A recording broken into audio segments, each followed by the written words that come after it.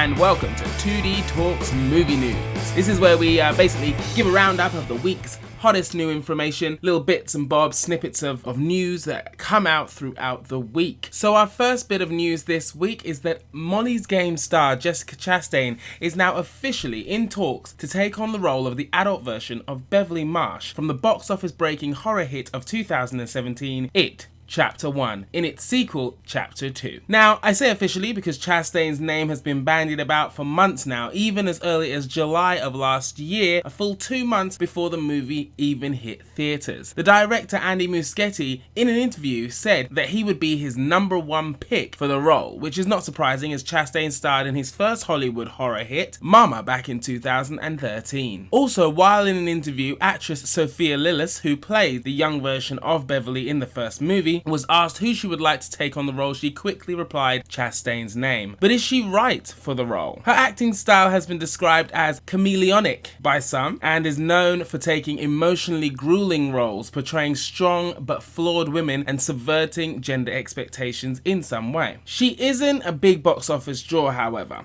She, in recent years, has had 3 box office success movies. One was the horror I mentioned earlier, Mama, but that is a horror film, so that has a built-in fan base. The other 2 are Christopher Nolan's Interstellar and Ridley Scott's The Martian, both of which she had small parts in. Her other movies have been less than stellar overall, but with this being an ensemble cast, I think that may negate that problem when talent joins the roster. With Bill Skarsgård and Andy Muschietti returning, I think this is a step in the right direction. Given her talent for a role like this and their previous working relationship, Chastain can definitely embody the character. But what do you think? Is this a good idea? Is she good for the role? Is there another actress that you would prefer for the gig? In fact, would you have preferred the cast to be largely comprised of unknown talent rather than big Hollywood A-listers? Comment below and let us know your thoughts. The next bit of information is Danny Boyle possible frontrunner for Bond 25. Danny Boyle, director of 28 Days Later, Slumdog Millionaire and the Trainspotting movies, among others, has been tipped as the frontrunner for the latest James Bond movie, also known as Bond 25. Earlier this week, Christopher Nolan squashed rumours that he would be involved in the project, but now it looks like Boyle will possibly be heading up the movie. There is no official offer been made as of yet, but he is high on the list of potentials for MGM and Eon, the production company that has produced the majority of the Bond films to date. Boyle is no stranger to Bond, as in 2012 he directed the short film Happy and Glorious for the opening ceremony of the 2012 Summer Olympic Games set in London. Denis Villeneuve was also in the running at one point, having spoken about the project during his Blade Runner 2049 press tour, but his schedule is full to bursting with reboots of Dune and Cleopatra. Either way, the clock is ticking as the film has already been given a release date of November 2019. Daniel Craig is set to return to the role for the 5th time, and filming will need to be set in motion very soon if they're going to hit that date and stave off any early rumours of a rushed production. Boyle has been a long-term fan of the franchise and has always wanted to direct a movie, and it looks like he may get his chance. What do you think? Are you excited about a new Bond film after the poor critical reception of Spectre? Do you think Daniel Craig should be returning, or were you hoping for a fresh face? Idris Elba, anyone? And what do you think about Danny Boyle as a director in general? Let us know down below.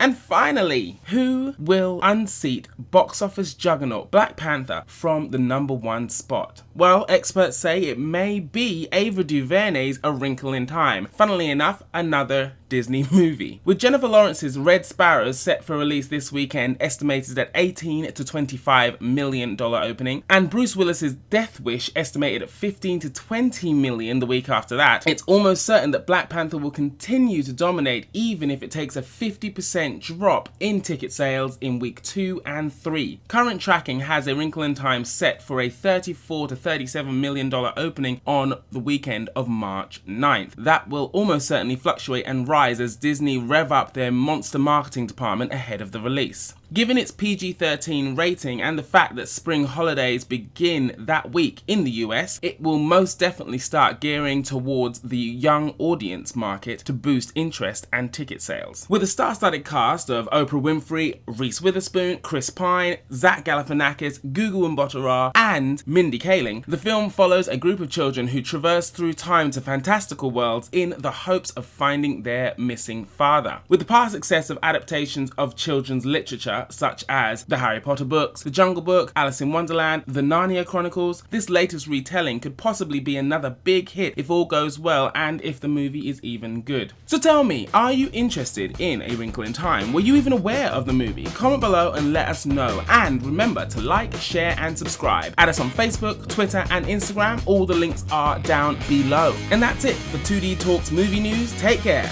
Bye bye.